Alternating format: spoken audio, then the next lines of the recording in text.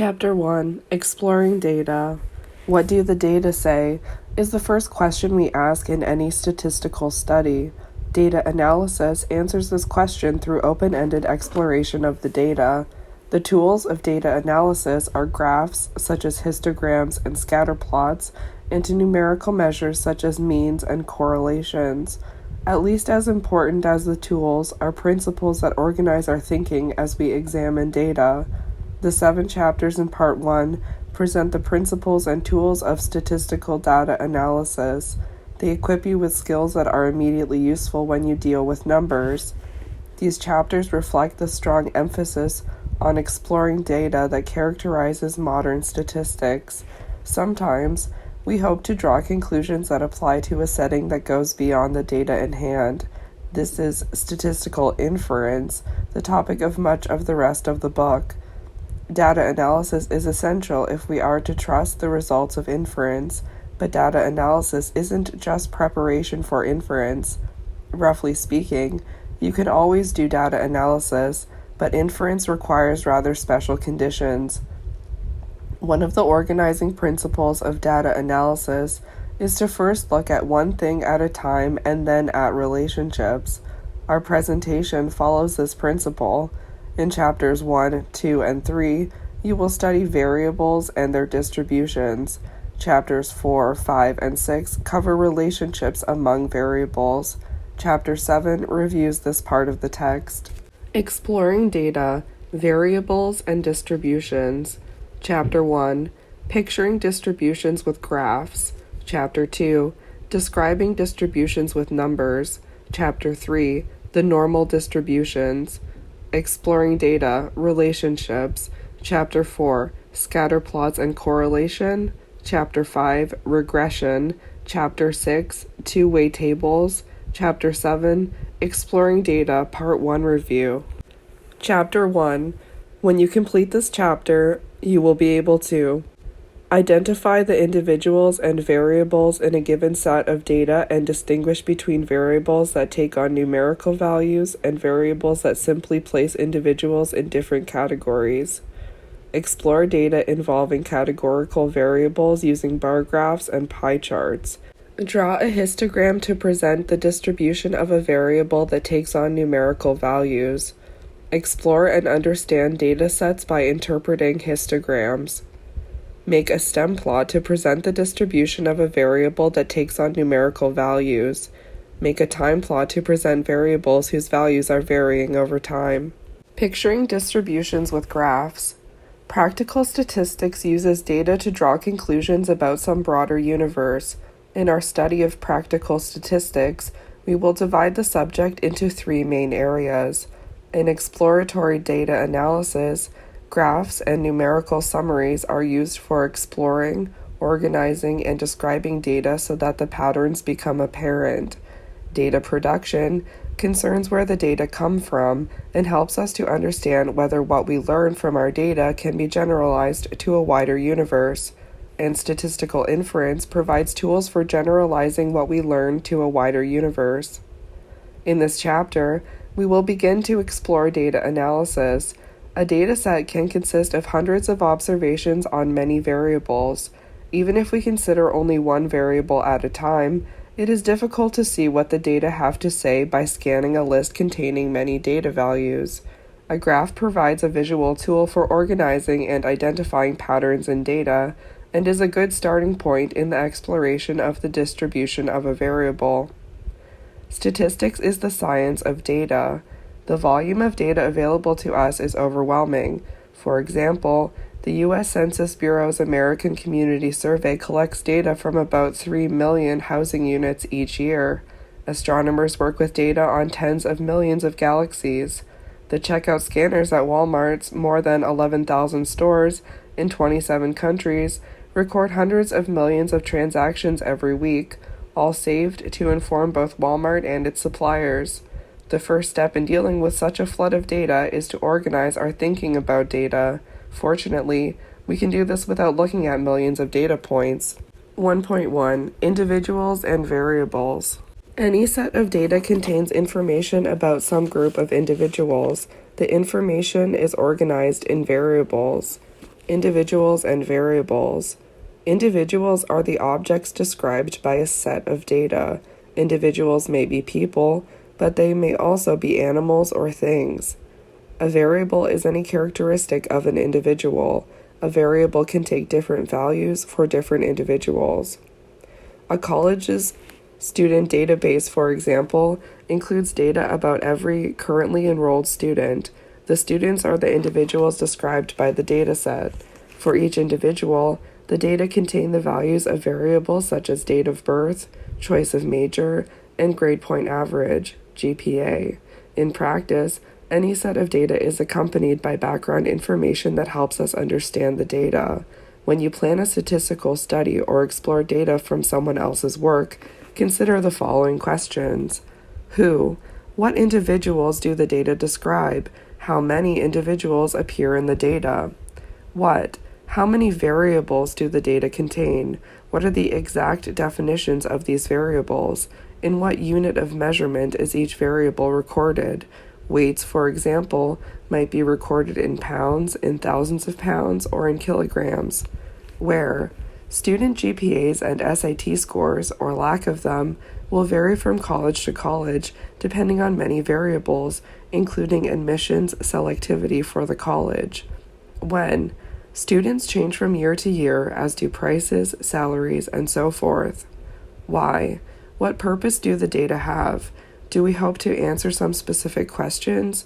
Do we want answers for just these individuals or for some larger group that these individuals are supposed to represent? Are the individuals and variables suited for the intended purpose? Some variables, such as a person's sex or college major, simply place individuals into categories. Others, like height and GPA, take numerical values for which we can do arithmetic. It makes sense to give an average income for a company's employees, but it does not make sense to give an average sex. We can, however, count the numbers of female and male employees and do arithmetic with these counts. Statistics in your world, data. Despite the traditional image of lab-coated scientists peering through microscopes, experiments in modern particle physics produce digital data rather than directly observable phenomena. The documentary Particle Fever recreates the excitement of the Large Hadron Collider (LLC) experiment when the first collisions of highly accelerated protons are recorded live in the film. American physicist Monica Dunford exclaims, "We have data. It's unbelievable how fantastic this data is." Categorical and quantitative variables. A categorical variable places an individual into one of several groups or categories. A quantitative variable takes numerical values for which arithmetic operations such as adding and averaging make sense. The values of a quantitative variable are usually recorded with a unit of measurement such as seconds or kilograms. Example 1.1, the American Community Survey. At the U.S. Census Bureau website, you can view the detailed data collected by the American Community Survey, though of course the identities of people and housing units are protected. If you choose the file of data on people, the individuals are the people living in the housing units contacted by the survey. More than 100 variables are recorded for each individual. Figure 1.1 displays a very small part of the data. Figure 1.1, a spreadsheet displaying data from the American Community Survey. For example 1.1. Each row in the spreadsheet contains data on one individual. The column headings: serial number, PWGTP, age P, JWMNP, school, sex, wage. Each row records data on one individual. Each column contains the values of one variable for all the individuals. Translated from the U.S. Census Bureau's abbreviations, the variables are serial number, an identifying number for the household; PWGTP, weight in pounds; age P, age in years; JWMNP, travel time to work in minutes; school, highest level of education. The numbers designate categories, not specific grades. For example, 9 equals high school graduate, 10 equals some college but no degree, and 13 equals bachelor's degree. Sex. Sex designated by 1 equals male and 2 equals female. Wage P. Wage and salary income last year in dollars. Look at the highlighted row in figure 1.1. This individual is a 53-year-old man who weighs 234 pounds, travels 10 minutes to work, has a bachelor's degree, and earned $83,000 last year. In addition to the household serial number, there are 6 variables. Education and sex are categorical variables. The values for education and sex are stored as numbers, but these numbers are just labels for the categories and have no units of measurement. The other 4 variables are quantitative. Their values do have units. These variables are weight in pounds, age in years, travel time in minutes, and income in dollars. The purpose of the American Community Survey is to collect data that represent the entire nation to guide government policy and business decisions. To do this, the households contacted are chosen at random from all households in the country. We will see in Chapter 8 why choosing at random is a good idea. Most data tables follow this format. Each row is an individual, and each column is a variable. The data set in Figure 1.1 appears in a spreadsheet program that has rows and columns ready for your use.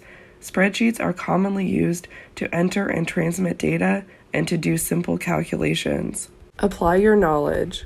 1.1 Fuel Economy. Here is a small part of a data set that describes the fuel economy in miles per gallon, MPG, of model year 2019 motor vehicles. So column titles: make and model, vehicle class, transmission type, number of cylinders, city MPG, highway MPG, annual fuel cost. The annual fuel cost is an estimate assuming 15,000 miles of travel a year, 55% city and 45% highway, and an average fuel price. A. What are the individuals in this data set? If you look at make and model, it says Subaru Impreza, Nissan Rogue Sport, Hyundai Elantra, Chevrolet Impala. So the individuals in the data set are vehicles. B. For each individual, what variables are given? Which of these variables are categorical and which are quantitative? In what units are the quantitative variables measured? So the variables for each individual vehicle type are vehicle class, transmission type, number of cylinders, city MPG, highway MPG, and annual fuel cost. The categorical variables are vehicle class, transmission type. The quantitative variables are number of cylinders, city MPG, highway MPG, and annual fuel cost. The units of the quantitative variables are number of cylinders, city MPG, so that's the city gas mileage in miles per gallon. The highway MPG, that's the highway gas mileage in miles per gallon. And the annual fuel cost, that's in dollars. 2.1 Students and exercise. You are preparing to study the exercise habits of college students. Describe 2 categorical variables and 2 quantitative variables that you might measure for each student. Give the units of measurement for the quantitative variables. 2 categorical variables: gender, male or female, year at the university, like the education level. 2 quantitative variables: body mass index, maximum squat weight. The body mass index already has its units, and the squat weight would be in pounds. 1.2 Categorical variables, pie charts and bar graphs.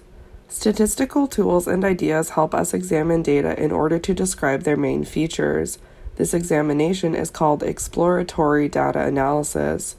Like an explorer crossing unknown lands, we want first to simply describe what we see. Here are 2 principles that help us organize our exploration of a set of data.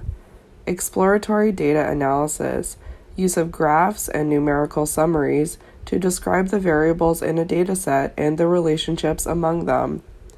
Exploring data. 1. Begin by examining each variable by itself. Then move on to study the relationships among the variables. 2. Begin with a graph or graphs. Then add numerical summaries of specific aspects of the data. We will follow these principles in organizing our learning. Chapters 1 through 3 present methods for describing a single variable. We study relationships between two or more variables in chapters 4 through 6. In each case, we begin with graphical displays and then add numerical summaries for more complete description. The proper choice of graph depends on the nature of the variable. To examine a single variable, we usually want to display its distribution of a variable. The distribution of a variable tells us what values it takes and how often it takes these values. The values of a categorical variable are labels for the categories. The distribution of a categorical variable lists the categories and gives either the count or the percentage of individuals who fall in each category. Example 1.2. Which major? Approximately 1.5 million full-time first-year students enrolled in colleges and universities in 2017. What did they plan to study? Here are data on the percentages of first-year students who planned to major in several discipline areas. Field of study: biological sciences, business, health professions, engineering, social sciences, arts and humanities, math and computer science, education, physical sciences, other majors and undeclared. The total. Percentage of students: 15.5, 13.8, 11.7, 11.5, 11.0, 8.8, 6.2, 4.4, 2.7, 13.1. The total is 98.7. It's a good idea to check data for consistency. The percentages should add to 100%. In fact, these data add to 98.7%. What happened? It is possible that there are errors in the data, but we believe there is another explanation. The data from which the table was created actually consist of the percentage of students who plan to major in a number of subfields. For example, for education, the data consist of the percentage of students planning to major in elementary education, music art education, physical education recreation, secondary school teacher in a non-STEM subject, special education, or other education. The percentage listed under education in the table is the sum of these percentages. Each of these percentages is rounded to the nearest tenth. The exact percentages for all of these subfields would add to 100, but the rounded percentages only come close. This is round-off error. Round-off errors don't point to mistakes in our work, just to the effect of rounding off results. Round-off error: the difference between the exact value of a number and its estimated value, occurring when results of calculations are altered by reducing the number of decimal places. Columns of numbers take time to read. You can use a pie chart or a bar graph to display the distribution of a categorical variable more vividly. Figures 1.2 and 1.3 illustrate these displays for the distribution of intended college majors. Figure 1.2. You can use a pie chart to display the distribution of a categorical variable. This pie chart, created by the JMP Pro 14 software package, shows the distribution of intended majors of students entering college. Statistical analysis relies heavily on statistical software, and JMP is one of the most popular software choices both in industry and in colleges and schools of business. Computer output from other statistical packages like Minitab, SPSS, and R is similar, so you can feel comfortable using any one of these packages. Spreadsheet programs such as Excel also can produce pie charts and other graphs. This slice occupies 15.5% of the pie because 15.5% of students plan to major in biological sciences. Figure 1.3. Bar graphs of the distribution of intended majors of students entering college. In Part A, the bars follow the alphabetical order of fields of study. In Part B, The same bars appear in order of height.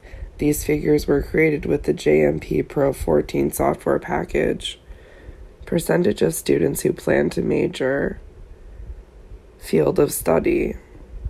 This bar has height 11.7% because 11.7% of students plan to major in the health professions. Pie charts show the distribution of a categorical variable as a pie whose slices are sized by the counts or percentages for the categories.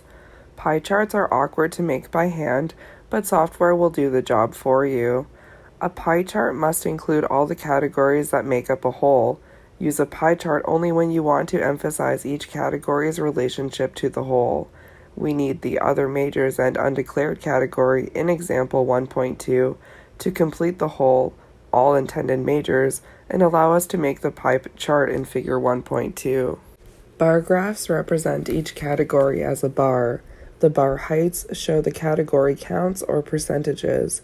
Bar graphs are easier to make than pie charts and also easier to read. Figure 1.3 displays two bar graphs of the data on intended majors.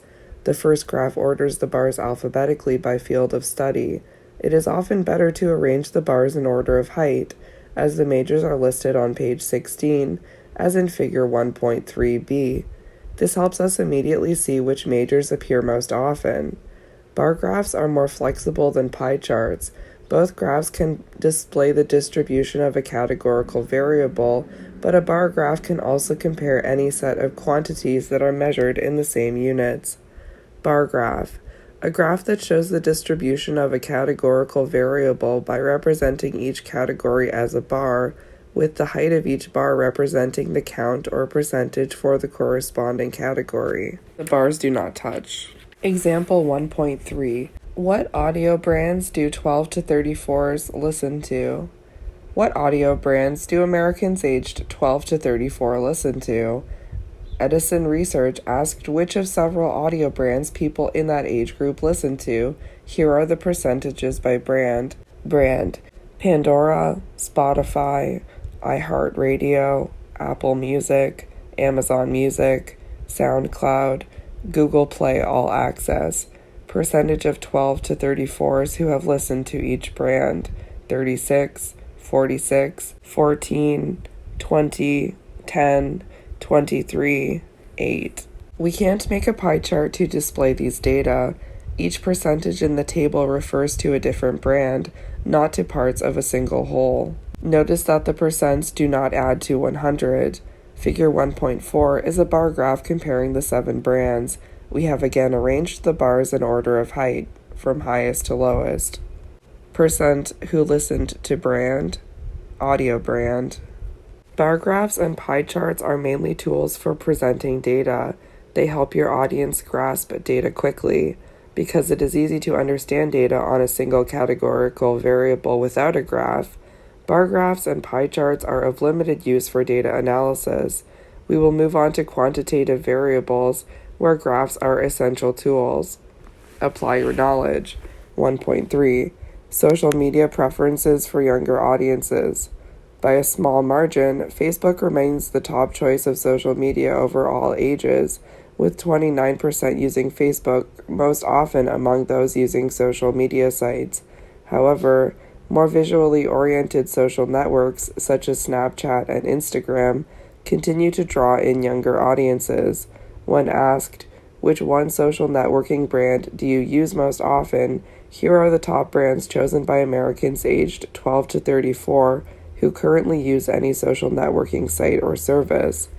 Social media site: Facebook, Snapchat, Instagram, Twitter, Pinterest.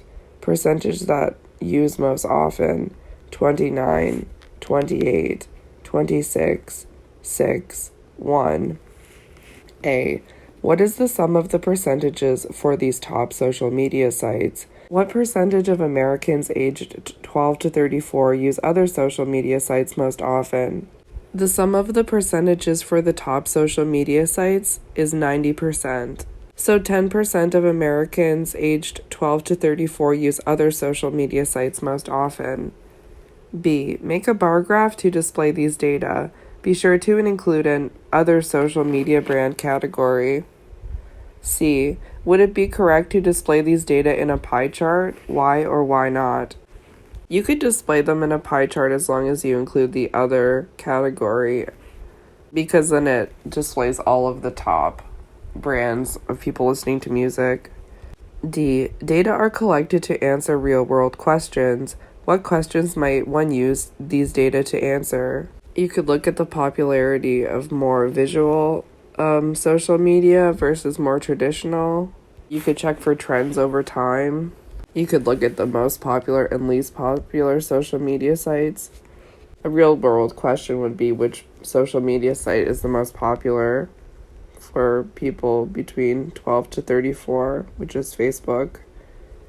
1.4. How do students pay for college?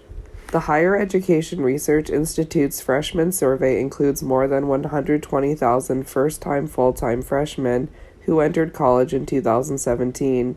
The survey reports the following data on the sources students use to pay for college expenses. Source for college expenses: family resources, student resources, aid not to be repaid, aid to be repaid, students. 69.9%, 55.4%, 70.2%, 47.6%. A. Explain why it is not correct to use a pie chart to display these data. Well, first off, the data do not sum to 100%, and they're just dealing with different categories. There's no whole. B. Make a bar graph of the data. Notice that because the data contrast related groups, such as family and student resources, it is better to keep these bars next to each other rather than to arrange the bars in order of height. 1.5. Never on Sunday. Births are not, as you might think, evenly distributed across the days of the week. Here are the average numbers of babies born on each day of the week in 2017. Day: Sunday, Monday, Tuesday, Wednesday, Thursday, Friday, Saturday. Births: 7,164, 11,008, 11,943, 11,949, 11,959, 11,778, 8,203. Present these data in a well-labeled bar graph. Would it also be correct to make a pie chart? Suggest some possible reasons why there are fewer births on weekends. You could make a pie chart with the percentage of the whole of each of these because there are only 7 days, so it's a complete data set of each day of the week. Maybe people want to enjoy their weekends still. 1.3. Quantitative variables, histograms. Quantitative variables often take many values. The distribution tells us what values the variable takes and how often it takes these values. A graph of the distribution is clearer if nearby values are grouped together. The most common graph of the distribution of one quantitative variable is a histogram. Histogram.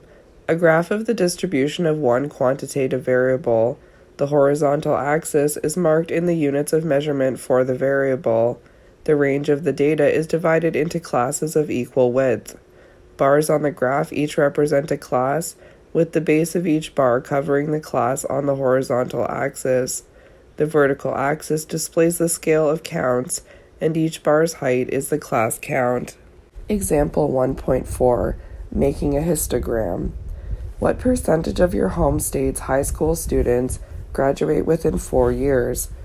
Data about graduation rates can help answer the question, how successful is my state in graduating students and how does my state compare to others? The freshman graduation rate, FGR, counts the number of high school graduates in a given year for a state and divides this by the number of ninth graders enrolled 4 years previously. The FGR neglects high school students moving into and out of a state and may include students who have repeated a grade. Several alternative measures are available, and states have been free to choose their own, but the resulting rates could differ by more than 10%. Federal law now requires all states to use a common, more rigorous computation, the adjusted cohort graduation rate, which tracks individual students. The use of the adjusted cohort graduation rate was first required for 2010 to 2011, and this finally allowed accurate comparisons of the graduation rates among states. Table 1.1 presents the data for 2016 to 2017. The individuals in this dataset are the states. The variable is the percentage of a state's high school students who graduate within 4 years. The states vary quite a bit on this variable, from 71.1% in New Mexico to 91% in Iowa. It's much easier to see how your state compares with other states from a histogram than from the table. To make a histogram of the distribution of this variable, proceed as follows. Step 1. Choose the classes. Divide the range of the data into classes of equal width. The data in Table 1.1 range from 71.1 to 90.1, so we decide to use these classes. Percentage on-time graduates between 70.0 and 72.5, 70.0 to less than 72.5. Percentage on-time graduates between 72.5 and 75.0, 72.5 to less than 75.0. Percent and then ... Percentage on-time graduates between 90.0 and 92.5, 90.0 to less than 92.5. It is important to specify the classes carefully so that each individual falls into exactly one class. Our notation 70.0 to less than 72.5 indicates that the first class includes states with graduation rates starting at 70.0 and up to, but not including, graduation rates of 72.5%. Thus, a state with an on-time graduation rate of 72.5% falls into the second class, whereas a state with an on-time graduation rate of 72.4% falls into the first class. It is equally correct to use classes 70.0 to less than 72.0, 72.0 to less than 74.0, and so forth. Just be sure to specify the classes precisely so that each individual falls into exactly one class. Step 2. Count the individuals in each class. Here are the counts. Class 70.0 to less than 72.5, count 1. Class 72.5 to less than 75.0, count 1. 75.0 to less than 77.5, count 1. 77.5 to less than 80.0, count 6. 80.0 to less than 82.5, count 5. Class 82.5 to less than 85.0, count 10. 85.0 to less than 87.5, count 11. 87.5 to less than 90.0, count 14. 90.0 to less than 92.5, count 2. This data seems to be skewed to the right. Check that the counts add to 51, the number of individuals in the data set, the 50 states, and the District of Columbia.